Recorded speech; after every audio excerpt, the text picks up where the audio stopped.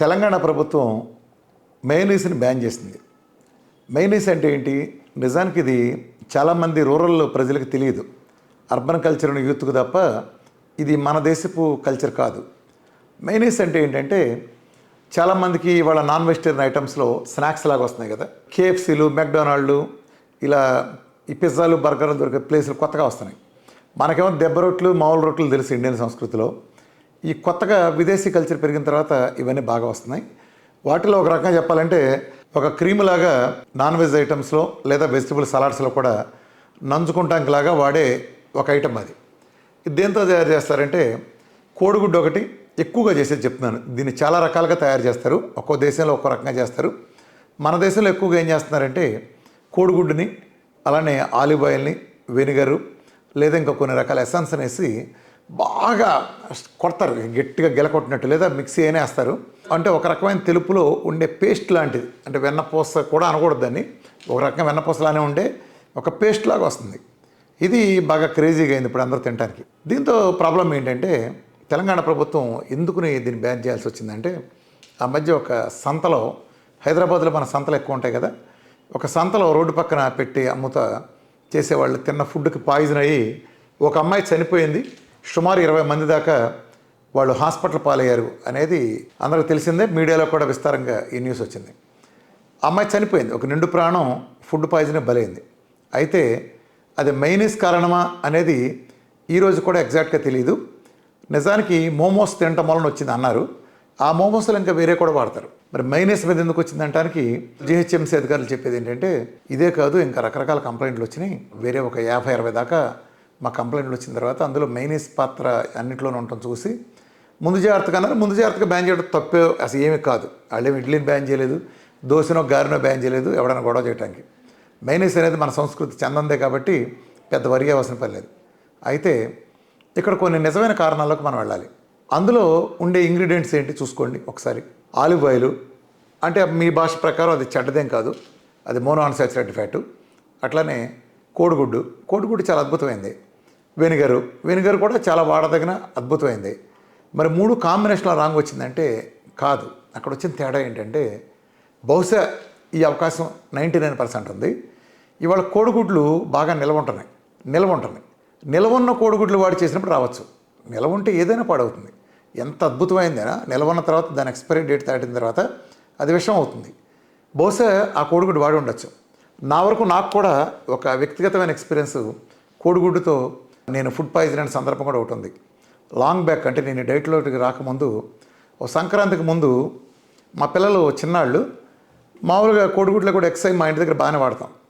ఆ రోజు ఎగ్స్ అది వేసినప్పుడు ఆమ్లెట్ లాగా వైఫ్ వేస్తున్నప్పుడు పిల్లల్ని సరిగ్గా వాళ్ళ తాతయ్య వచ్చి మేము మా ఇంటి దగ్గర తీసుకెళ్తామని తీసుకెళ్ళిపోయారు. సరే మేమిద్దరం పిల్లలకి వేసింది మాది కూడా మేమే తినేసాం. తిన్న దగ్గర నుంచి మాకు ఇద్దరికి కూడా వామిటింగ్స్, విపరీతంగా జ్వరం రావటం, తల తిరగటం అన్నీ బిగినాయి. ఇది ఫుడ్ పాయిజన్ అని అర్థమైంది. మా ఫ్రెండ్ వాళ్ళ హాస్పిటల్లో అడ్మిట్ అయ్యాం. మాతో పాటే వరుస పెట్టి దాదాపు 15 మంది దాకా మా లక్షణాలతో వచ్చారు. సంక్రాంతి టైం అది. ఎంత సీరియస్ అంటే అసలు ఒళ్ళు విపరీతమైన నొప్పులు, తల తిరిగిపోయింది, ఒళ్ళు పేలిపోతుంది ఒళ్ళు. నాకు అసలు ఎప్పుడు జ్వరం అది రాదు. అది ఫుడ్ పాయిజన్ క్లియర్గా. సరే ఏదో సెలైన్స్ అయి పెట్టి మామూలుగా రొటీన్ ప్రోటోకాల్ చేస్తున్నారు. ఏంటని అందరూ కామన్గా చూసుకుంటే ఏం తినొచ్చారో అంటే అది చివరికి ఆమ్లెట్ దగ్గర తెలిసింది. అందరూ కోడిగుడ్డుని ఉడకబెట్టిన తినండి, ఆమ్లెట్ తినండి. పిల్లలు సేవ్ అయ్యారు, చిన్నపిల్లలు ఉండి మేము ఇబ్బంది పడ్డాం. ఏం జరిగి ఉంటుంది అంటే ఇప్పుడు నార్మల్గా మీరు చూడండి, మనం ఎక్కడ కొంటాం కోడిగుడ్లు? అందరం పచారీ కొట్లో కొంటాం. పచారీ కొట్లో గుడ్లు కొన్నప్పుడు వాడు ఎలా మనకు అమ్ముతాడు? ఇప్పుడు వాడికి ఎంత ఎత్తు గుడ్లు వరుస పెడతాడు, ఒకదాని మీద పెడతాడు. ఇప్పుడు కొన్ని వరుసలు మనం కొనేస్తాం, కస్టమర్ వాడి దగ్గర కొంటారు, 2 వరుసలు మిగిలిపోతాయి వాడి దగ్గర. వీళ్ళు ఏం చేస్తారు, కోడిగుడ్లు రీప్లేస్ చేయడానికి హోల్సేలర్స్ వస్తారు, వ్యాన్లో వస్తారు. వచ్చినప్పుడు వాళ్ళ ట్రేలు తీసుకొచ్చి కరెక్ట్గా కింద 2 ఉంటాయి కదా మిగిలిపోయి దాని పైన పెడతారు. వీళ్ళు చేయాల్సిన పని ఏంటంటే వీళ్ళు ఈ 2 ట్రేలు కింద ఉన్న ట్రేలు తీసి పక్కన పెట్టి ముందు వచ్చారండి ఇక్కడ పెట్టి పైన పెట్టాలి. కొత్తగా పాత ఆటిని పైన పెడితే పాత సేల్ అవుతాయి, ఎప్పటికప్పుడు నిలవకుండా ఉంటాయి. 100కి 70-80 మంది అలా చేయట్లేదు. దయచేసి ఈ వీడియో చూస్తున్న మీరు వ్యాపారులైనా లేదా మీరు వినియోగదారులైనా మీ పచారీ కొట్టాలతో మీరు ఈ విషయాన్ని కన్ఫర్మ్ చేసుకోండి. మీరు కోడిగుడ్ల సప్లై ఇచ్చినప్పుడు ఆ పక్కన పెట్టించి వాటి ముందు పెట్టండి. అది విడిగా అమ్ముడైన తర్వాత మాత్రమే ఫ్రెష్ వచ్చినాయని చెప్పండి. అది అలా నిల్వ ఉండటం వలన అది అలానే ఉంటుంది. ఆ 2 వరుసలు ఆఖరి 2 వరుసలు 3 వరుసలు అలా ఉంటాయి. ఈలో పై వరుసలు 10 సార్లు మారుతాయి. వాడికి తెలియదు కొట్టతనే మనం మోసం చేయట్లే, ఇదంతా నాలెడ్జ్ లేక జరిగే పనులు. అట్లానే సప్లైరు వాడు మోసం చేయట్లే. ఈ వీడియో ఉన్న దగ్గర నుంచి కూడా మీ పచారీ కొట్లో వాళ్ళతో మీరు చెప్పి చూడండి. బహుశా ఫుడ్ పాయిజన్ దీని మూలన కోడిగుడ్లు బ్యాడ్ అంటాం చాలా తప్పు. అంటే ఒకటి ఉందండి సొసైటీలో, గుడ్డు మాంసం అనగానే గంతులు వేసుకుంటా ఒక ఆధ్యాత్మికమైన ఒక ఉన్మాదం ఒకటి ఉంది మనకి. అంటే నాన్ వెజ్ వద్దంటే అది చాలా గొప్పగా, అది చెప్పేవాడు గొప్పగా, ఇదనే ఒక బ్లాక్మెయిలింగ్ వాతావరణం ఉంది. నిజానికి అంత సీన్ లేదు. మనం పుట్టుకతోనే నాన్ వెజిటేరియన్స్. ఈ పళ్ళు చూడండి, ఇక్కడ 2 కూరలు ఉంటాయి. పాముకు, సింహానికో, కుక్కకో ఉండే విధంగా 2 కూరలు చూడండి, ఇక్కడ చేయబెట్టి చూడండి సూదుల్లాగా. అంటే ఏంటి, మాంసం తినే జీన్స్ మనకు ఉన్నాయంటానికి ఇది కూడా ఒక నిదర్శనం. ప్లస్ నేచర్ చెప్పే పాఠాలు కూడా. మనిషి మొట్టమొదటి తిన్న ఆహారం కూడా జంతువులే. మొదట పచ్చి తిన్నాడు, ఆ తర్వాత కాల్చు తిన్నాడు. ఈ ధాన్యాలు ఇదంతా జనాభా పెరిగిన కొద్దీ నిల్వ ఉంచడం అనే ప్రాసెస్ ప్లస్ సస్టైనబిలిటీ అనేది ఒకటి అవసరం వచ్చిన రోజున ధాన్యాలు బయటకు వచ్చినాయి. అక్కడ అవసరం వచ్చింది. కోడిగుడ్డు అనేది ఈ ప్రపంచంలో కల్లా అత్యద్భుతమైన పోషక విలువలు ఉన్న అత్యంత చౌకైన ఆహారం. ఈ ప్రపంచం మొత్తానికి అద్భుతమైన పోషక విలువలు అందించగలిగే అద్భుతమైన ఆహారం కోడిగుడ్డు. కోడిగుడ్డు తింటే అనేక రోగాలు రావు. రోజుకు 2 నుంచి మీరు 10 నుండి 20 తినండి, ఏం కాదు, మంచి. కాబట్టి కోడిగుడ్డు ఎందుకు అద్భుతమైంది? మామూలుగా ఏ కాంబినేషన్లోనైనా మీరు ఫ్రూట్స్ తీసుకోండి, దాంట్లో గ్లూకోజ్ పార్ట్ ఎక్కువ ఉంటుంది, విటమిన్స్ మినరల్స్ తక్కువ ఉంటాయి. గ్లూకోజ్ మీరు ఏ ఆహారం తీసుకోండి, మీరు ధాన్యాలు తీసుకోండి, ఇంకోటి తీసుకోండి, మేజర్ పార్ట్ గ్లూకోజ్ ఉంటుంది. మేజర్ గ్లూకోజ్ ఉండేటప్పుడు మిగిలిన అన్ని సర్దడం కోసం చాలా తక్కువ మొత్తంలో విటమిన్స్ మినరల్స్ ఉంటాయి. కోడిగుడ్డులో కానీ నాన్ వెజ్లో కానీ ఎప్పుడైతే గ్లూకోజ్ గుండు సున్నా, ఫైబర్ గుండు సున్నా, గ్లూకోజ్ ఉండదు, ఫైబర్ ఉండదు. సో ఈ 2 మేజర్ కాంపోనెంట్ లేకపోవడం చేత దాంట్లో చాలా స్పేస్ అవైలబుల్గా ఉంటుంది. అది ఫిల్ చేయాల్సిన స్పేస్. ఆ ఫిల్ చేయాల్సిన స్పేస్ని ఈ ప్రపంచంలో దొరికే సమస్త న్యూట్రియంట్స్తో, మైక్రో న్యూట్రియంట్స్తో, అలానే ఈవెన్ ట్రేస్ మినరల్స్ కానీ అన్నిటితో నింపటం చేత కోడిగుడ్డు అనుకోకుండా ఆకస్మికంగా ఒక అద్భుతంగా ప్రకృతి రూపాంతరం చెందింది. అది చాలా అద్భుతమైంది. సో ప్రాబ్లం నిల్వ ఉంచిందైతే నిల్వ ఉంచకుండా ఏం జాగ్రత్తలు తీసుకోవాలో అంటే అధికారులు మనం అందరం ఒకటే, వాళ్ళు మన మంచి కోసం చేశారు. నిజానికి చాలా అది హర్షణీయం, అభిలషణీయం. అలానే అధికారులు ఏదైనా జరగగానే వెంటనే స్పందించేయటం. అయితే అది ఓన్లీ స్ట్రీట్ వెండర్స్ దగ్గర కాకుండా బయట వాళ్ళ దగ్గర కూడా చెక్ చేసుకునే ఒక మెకానిజం ఉండాలి.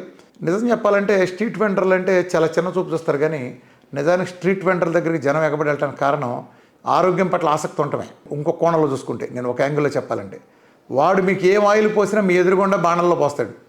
ఆ పిండి అది మీ ఎదురుగుండా డబ్బాలోంచి తీసి ప్యాకెట్ కట్ చేసి ఆడ ఆటానా మైదా ఏదేసైనా వేసుకోండి, దాంట్లోంచి తెచ్చే మీకు కలుపుతాడు. కాబట్టి అయితే 5 స్టార్ హోటల్లో ఏం చేస్తాడు మీకేం తెలుసు? ఇప్పుడు స్టార్ హోటల్ ఉంటుంది, వాడు ఇస్తాడని గ్యారెంటీ ఏంటి? ఏదో సితార సినిమాలో శరత్ బాబు కోటి బ్రహ్మాండంగా ఉంటుంది, బని అంత బొక్కలు ఉంటాయి. ఆ టైపులో మీ స్టార్ హోటల్ పెద్దది, మీ వేసే బిల్లు పెద్దదే, కానీ లోపలికి వెళ్ళి చూస్తే ఉండేదంతా అదే గబ్బు ఉంటుంది. ఈ మధ్య అనేక రెస్టారెంట్లో ఇలాంటి మనం చూసాం కూడా. రెండోది ఏం చేస్తారంటే, స్టార్ హోటల్ ప్రతి రూపాయి అందరికీ, ఆ మాటకు వస్తే ప్రతి బిజినెస్లో రూపాయి వాల్యూ ఇది. ఇప్పుడు వాడు చికెనో ఫుల్ స్టాక్ పెట్టుకుంటాడు, కానీ టైట్ స్టాక్ ఎవడో పెట్టాడు. ఆ పెట్టిన తర్వాత పై కోటింగ్ అంతా కడిగేసి దాన్ని డీప్ ఫ్రిడ్జ్లో పడేస్తారు. మళ్ళీ తీసుకొచ్చి ఏం చేస్తారు, మనం అడగగానే వెంటనే ఓవర్ హీట్గా ఉండే పొయ్యిలు చూడండి. మీరు స్టార్ హోటల్లో కానీ ఎనీ నార్మల్ హోటల్లో చూడండి, ఒక బాణలు ఉంటుంది, సెగ ఎంత పెడతాడు, ఆకాశాన్ని అంటుకు ఎంత పెడతాడు, ఎలా వేస్తూ ఉంటాడు.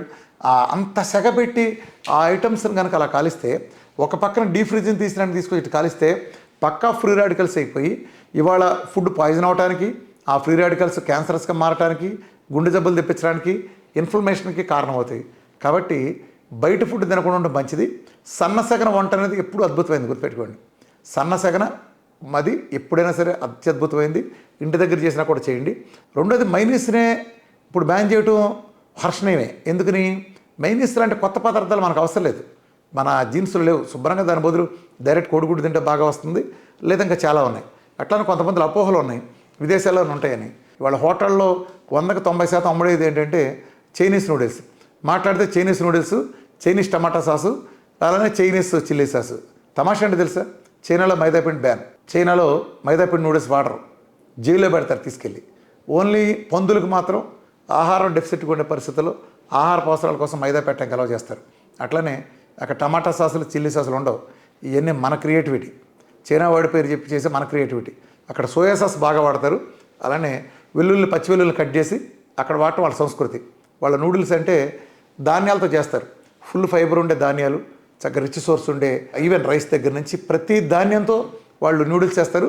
చాలా బలమైంది అది, చాలా అది ఉడకపెట్టి తీసుకుంటారు. మనమేమో వాళ్ళ వాతలు పెట్టుకుని ప్రజల ప్రాణాలకి లేదా ప్రజల్ని తీవ్ర అనారోగ్యాలకి గురి చేసే మైదా వాడుతున్నాం, కానీ పేర్లు మాత్రమే పెడుతున్నాం. చిల్లీ సాసులు, టమాటా సాసులు అంతే. ఇవేమవుతున్నాయి అంటే కంపెనీ చేసే బ్రాండ్లో నిలవటం కోసం ఎసెన్స్, ఆర్టిఫిషియల్ స్వీట్నర్లు, కెమికల్స్ కలుపుతున్నారు. దానివల్ల బ్యాడ్ అవుతుంది టమాటా సాసులు కానీ అవన్నీ. అలానే వీటిలో మెమోసులు ఇచ్చే వాటిలో కూడా సాసులు కూడా ఇస్తున్నారు. సాసులు నాణ్యత ఎలా ఉందో కూడా చూడండి. ఓన్లీ మైనస్ బ్యాన్ చేయటం వల్ల లేదు. అట్లా మీరు స్ట్రీట్ వైడ్ చూసుకుంటే ఎవడంటారు ఎవడి సినిమా ఆడిదేని, అట్లా ఎవడి సాస్ ఆడిదే. ఒక స్టాండర్డు గవర్నమెంట్ నిర్ధారించిన నాణ్యత ప్రమాణాలతో కూడి ఇది తక్కువ హాని చేస్తుందో లేదో ఇన్ని అని నిర్ధారించే సాసులు వాడలేదు. ఇవాళ సాసులంతా అన్ని రెస్టారెంట్లు కూడా సొంతగా మ్యానుఫ్యాక్చర్ చేస్తున్నాయి. ఆ ముగ్గురు టమాటాలని, కొన్ని పండుమిరకాయలని తీసుకుని కొన్ని కెమికల్స్ కలిపి చేస్తున్నారు.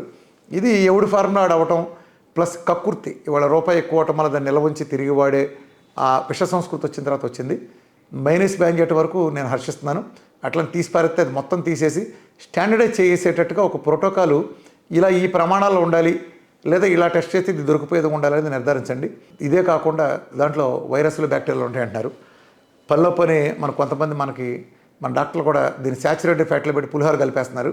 అయ్యా శాచురేటెడ్ ఫ్యాట్లు చాలా మంచి, దాన్ని చెడగొట్టి శాచురేటెడ్ ఫ్యాట్ల కింద ఆర్టిఫిషియల్గా మార్చి మాత్రం చెడ్డదని మనం గత వీడియోలో చాలా వీడియోలో నేను చెప్పున్నాను. శాచురేటెడ్ ఫ్యాట్ల మీద పడమాకండి. అది శాచురేటెడ్ ఫ్యాట్ అని బ్యాన్ చేయలేదు.